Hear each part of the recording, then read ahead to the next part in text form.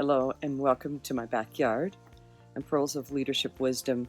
Last month, May, was Mental Health Awareness Month. And as a psychologist, I'm always keenly aware of others' emotional health and well-being. And despite the fact that our world is beginning to open up, it is still a psychologically stressful time for many.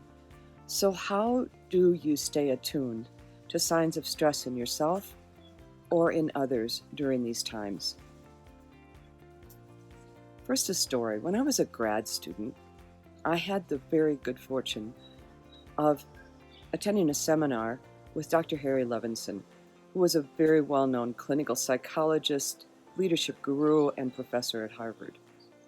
His seminar was on signs of stress and how to recognize signs of stress in yourself or others. In the first stage, Dr. Levinson said, the first sign of stress is that you become even more like yourself. I love those words, even more like yourself. That is, if you're an extrovert, I can verify this, you become even more extroverted and reach out more. If you're an organized, neat individual, you tend to become even neater. If you are more introverted, you tend to immerse yourself more in books or in a podcast. No matter what it is that's typical of you, you become even more like yourself. In the second stage of reacting to stress, your personality derailers begin to take over.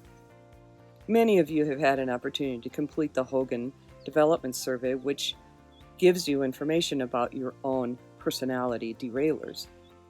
But let me show you how they might work. If you tend to be cautious, under stress you will become even more cautious and hesitant to act. If you are excitable, it will be far more difficult to control your emotions. They seem to run away with you.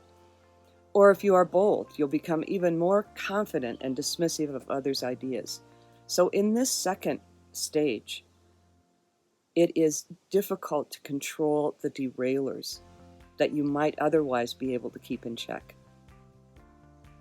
Dr. Levinson went on to talk about the third stage of stress reaction, which he called the danger zone.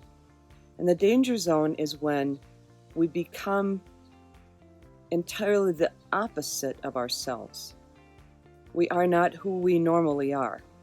Let me give you an example. The person who is normally neat and orderly shows up for the Zoom call sloppily dressed.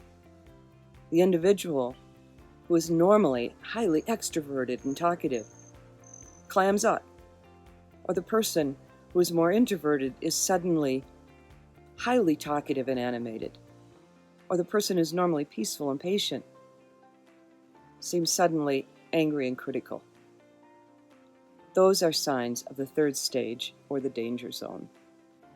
If you notice that someone else is moving into stage 2 or 3, don't hesitate.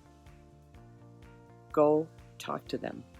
An example might be saying something like, I can tell you're not yourself. If there's anything you want to talk about, I'm here to listen. I'm here to support you. That's all you need. No guessing, no blaming, just a simple observation and an offer to help. What if it's you and you notice that you are in stage 2 or 3?